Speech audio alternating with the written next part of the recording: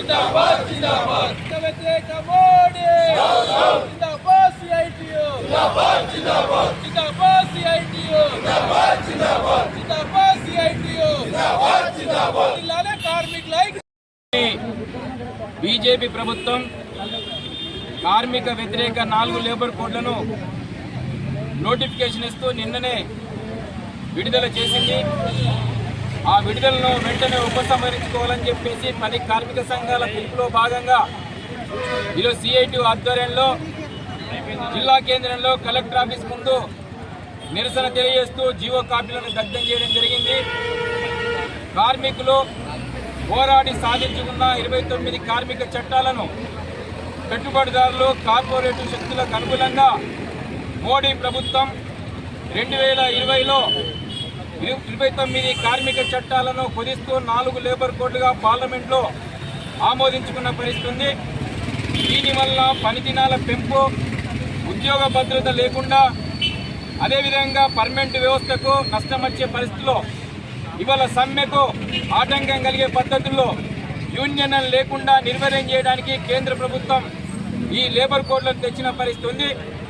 అందుకే సరైంది కాదని చెప్పేసి 4 సంవత్సరాల నుంచి పోరాటం చేసి దేశంలో ఉన్న 40 కోట్ల మంది కార్మిక వర్గం సమ్మెలో పెద్ద ఎత్తున గలమెప్పి పోరాటం చేస్తే వెనక్కి తగ్గిన కేంద్ర ప్రభుత్వం మొన్న బీహార్లో ఎన్నికల్లో లబ్ధి పొందిన తర్వాత నాకు పట్టేవాళ్ళు లేరని చెప్పేసే పద్ధతుల్లో ఈ 4 లేబర్ కోడ్లకు నిన్న నోటిఫికేషన్ ఇచ్చిన పరిస్థితి ఉంది.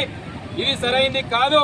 పెట్టుబడిదారుల కోసం, కార్పొరేట్ శక్తుల కోసం మీరు ఏదైతే పనిచేస్తా ఉన్నారో ఆ నిర్ణయాన్ని ఉపసంహరించుకోవాలని చెప్పేసి ఇవాళ సిఐటిగా డిమాండ్ చేస్తూ ఉన్నాం. ఇవాళ కేంద్ర ప్రభుత్వం, మోడీ ప్రభుత్వం చెప్తా ఉంది 2047 వరకట భారతదేశంలో సంపన్న దేశం చేస్తారట.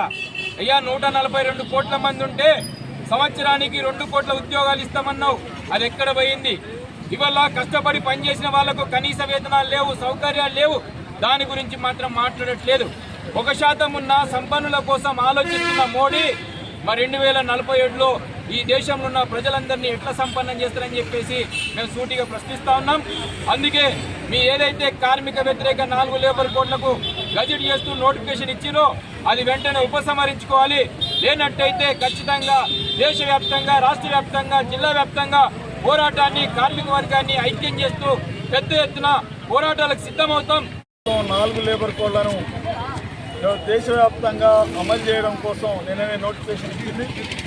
నోటిఫికేషన్ ఇచ్చిన రోజు నుంచే ఇది దేశవ్యాప్తంగా అమల్లోకి వస్తుందని చెప్పేసి ఈరోజు ఆ నోటిఫికేషన్లో వెల్లడించినటువంటి పరిస్థితి ఉంది. లేబర్ కోడ్లు పూర్తిగా కార్మికుల హక్కులని ఈరోజు హరించేటటువంటి పరిస్థితులు ఉన్నాయి. ఇప్పటికే ఉన్నటువంటి చట్టాలు కొద్దిగా గొప్ప కార్మిక వర్గానికి ఉపయోగపడుతున్నటువంటి పరిస్థితి. చట్టాలు ఉన్నప్పుడే ఈరోజు కనీస వేతనాలు, ఈఎస్ఐ, పిఎఫ్, ఈరోజు గ్రాడ్యుయేటీ లాంటి బోనస్ లాంటి అనేక చట్టాలు అమలు కాకుండా కార్మిక వర్గాన్ని యాజమాన్యాలు తీవ్రంగా దోపిడీ చేస్తున్నాయి.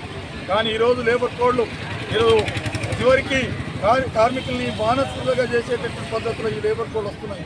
చాలా దుర్మార్గమైనటువంటి 29 కార్మిక చట్టాలని 4 లేబర్ కోడ్ల కిందకు మార్చేసి ఇవాళ ఉన్న చట్టాలన్నింటినీ కూడా రద్దు చేసేటటువంటి కార్యక్రమం చేస్తూ ఉంది.